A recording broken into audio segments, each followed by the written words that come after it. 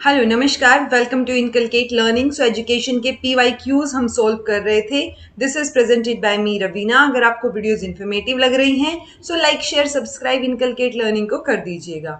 सो 2019 का जून के question paper को हम सोल्व कर रहे थे। उसके 30 क्वेश्चंस हम कर चुके हैं। आज 31 से हम 40 तक के क्वेश्चंस कवर करेंगे इस वीडियो में। और मैंने आपको पहले भी कहा था कम्युनिटी पोस्ट में कि PPSC प्रिंसिपल की जो वीडियोज डल रही हैं उनसे इन वीडियोस के ऊपर इफेक्ट नहीं पड़ेगा। एजुकेशन की वीडियोस ऐसे ही डलेंगी कंटिन्यूटी में। और प्रोबेबिलिटी है कि हमारा एग्जाम अगस्त में हो एजुकेशन का।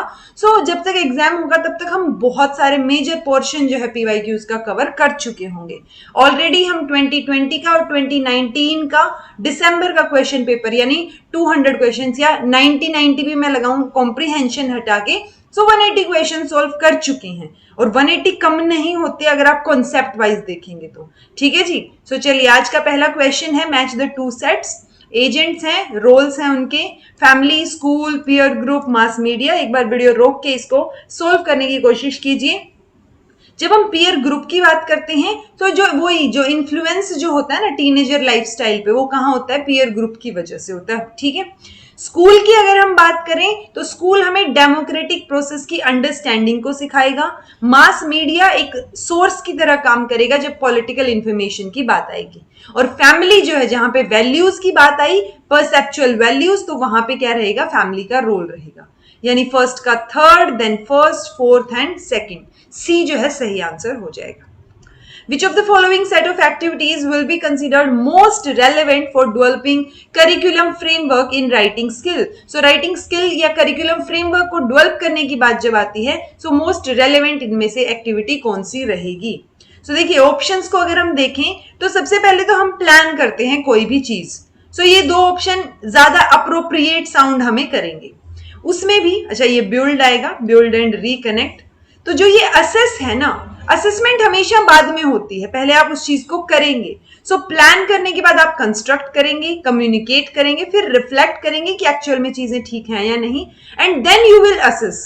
सो असेसमेंट जो है लास्ट में होगी एंड सी जो है इसका सही आंसर होगा। For the use of online libraries is in an effective manner, which of the following poses a potential threat to quality? So quality के threat, quality के लिए threat जो है वो क्या रहेगा जब हम online libraries की बात कर रहे हैं कि हमें उनको effective manner में use करना है।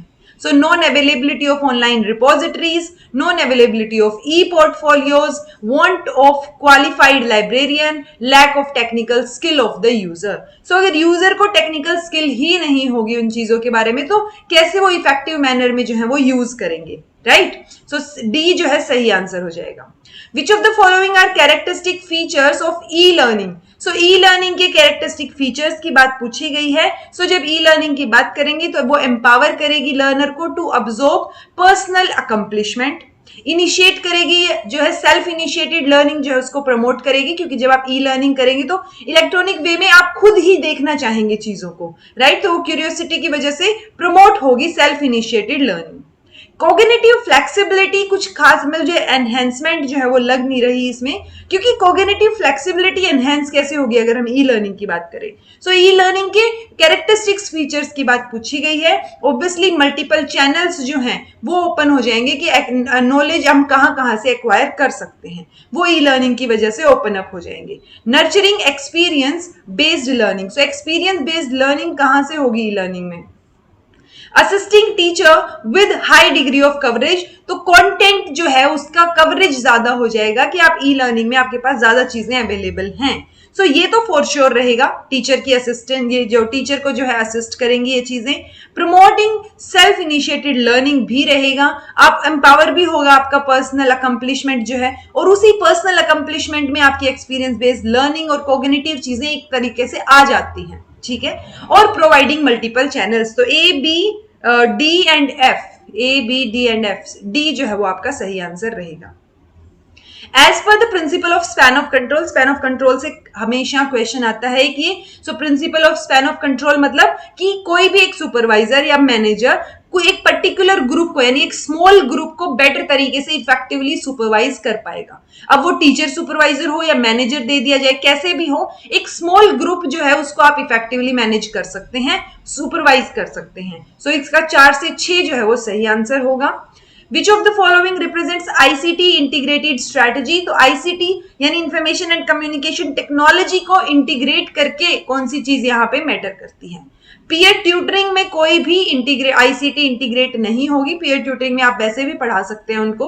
कोलैबोरेटिव टीचिंग लर्निंग में भी जरूरी नहीं है कि आईसीटी इन्वॉल्व्ड हो, ठीक है। वीडियो कॉन्फ्रेंसिंग में आईसीटी इन्वॉल्व रहेगा। Edusat based training teaching learning में भी इन्वॉल्व रहेगा। ब्लेंडेड में हम कई चीजें मिक्स कर सकते हैं। एंड फ्लिप्ड क्लासरूम या फ्लिप्ड टीचिंग लर्निंग का भी जो है वहां पे भी आईसीटी का रोल होगा। सो ये जो है ABCD यानी ये डी जो है सही आंसर हो जाएगा। Which of the following components of pre-service teacher education program एक greater scope है किसका? experimental learning का। So इनमें से experimental learning का बढ़िया scope किसके अंदर दिखाई देता है?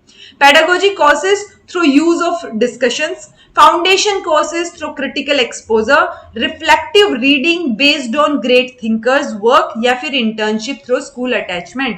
So स्कूल में जब आप इंटर्नशिप करते हैं so बाकी चीजें मतलब बहुत ब्रॉड एरिया हो गया कि आप वहां से बहुत कुछ चीजें सीख सकते हैं। सो इंटर्नशिप जो है स्कूल के साथ वो ज्यादा हमें क्या है ग्रेटर स्कोप वहां दिखाई देगा। कंस्ट्रक्टिविस्ट अप्रोच की बात की गई है टू इंस्ट्रक्शनल डिजाइन। तो इंस्ट्रक्शनल डिजाइन की जब बात करेंगे तो कंस्ट्रक्टिविस्ट अप्रोच कौन सा यहाँ पे किन चीजों पे किन शब्दों पे क्या करेगा? जोर डालेगा। So control, observe, measure, explore, inquire, interpret, collect, analyse, predict या describe, depict and develop. So देखिए जो ये एक्सप्लोर टाइप के वर्ड होते हैं ना इनमें क्या है हमें स्कोप ब्रॉड मिल जाता है। यानी एक्सप्लोर में क्या हो गया आप डिस्क्राइब भी मान लीजिए डेवलप भी मान लो, तो एक्सप्लोरेशन में बहुत सारी चीजें इन्वॉल्व हो गई तो वो ब्रॉड वर्ड हो गया हमारे पास। So explore, inquire and then we will interpret. So ये जो है कंस्ट्रक्टिविस्ट अप्रोच यहाँ पे रहेगा। बी जो है सही आंसर होगा। मेन ऑब्जेक्टिव पूछा गया है असेसमेंट का। सो असेसमेंट 3 टाइप की हमने पढ़ी है, assessment for learning, assessment of learning and assessment as learning. So of learning की जब बात करेंगे हम तो एक तरीके से वहां पे क्या आ जाता है कि आप जो चीजें बच्चे ने की हैं उनकी कैरेक्टरिस्टिक्स को जानना चाह रहे हैं, ठीक है। ऑफ लर्निंग की कितना सीखा है उसका असेसमेंट कर रहे हैं आप।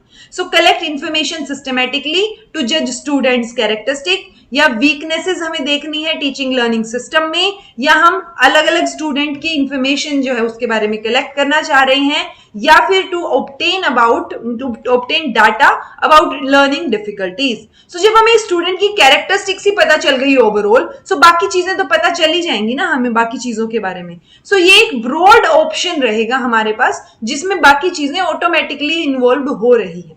सो ए जो है वो सही आंसर रहेगा। Which of the following statements correctly describe the process of adjustment? So जब आप एडजस्टमेंट करते हैं तो एक तरीके से वो अनकॉन्शियसली भी होती है मेजर पोर्शन, क्योंकि आप जो चल रहा है उसी के साथ साथ आप आगे बढ़ रहे हैं, ठीक है। सो वो अनकॉन्शियसली भी होती है, बहुत बार आपको पता भी नहीं होता कि आप एडजस्ट कर रहे हैं। सो एडजस्टमेंट एक 2 डायरेक्शनल प्रोसेस है, बिल्कुल सही है ये। During the process of adjustment the instances of conflict, frustration, तो जो जब आप एडजस्टमेंट कर रहे हैं तो उस टाइम पे ऑब्वियसली एडजस्ट आप कब करेंगे जब आपके अकॉर्डिंग चीजें नहीं हो रही हैं। सो उस टाइम पे कॉन्फ्लिक्ट, फ्रस्ट्रेशन ये चीजें होना नॉर्मल है, चाहे वो नॉर्मल लोग हो चाहे अब नॉर्मल पर्सनालिटीज हो, सबके साथ जो है वो कॉन्फ्लिक्ट और फ्रस्ट्रेशन हो सकती हैं। Adjustment involves conformity to norms, या एडजस्टमेंट डिपेंड करती है positive rather than negative reinforcement, और ये कलेक्टिव अनकॉन्शियस रहेगी। सो देखिए 3 ऑप्शन सही हैं यहाँ पे, कोई भी 3। तो उन 3 में से 2 तो हम ये बोल रहे हैं फर्स्ट एंड सेकंड, और कलेक्टिव अनकॉन्शियस का मैंने आपको सबसे पहले बता ही दिया था। तो ए बी ई जो है सही आंसर साउंड कर रहा है। अगर हम आंसर देखें तो सी आंसर रहेगा। सो ये थे आज के 10 क्वेश्चंस विद कॉन्सेप्ट। आपको कुछ भी समझ नहीं आया हो तो आप कमेंट करके बता दीजिएगा। अगर आपको समझ आ गया है, वीडियो इन्फॉर्मेटिव लगा हो तो इनकलकेट लर्निंग को सब्सक्राइब कर दीजिएगा। This was all about today. Thank you so much for watching. Be happy and keep smiling.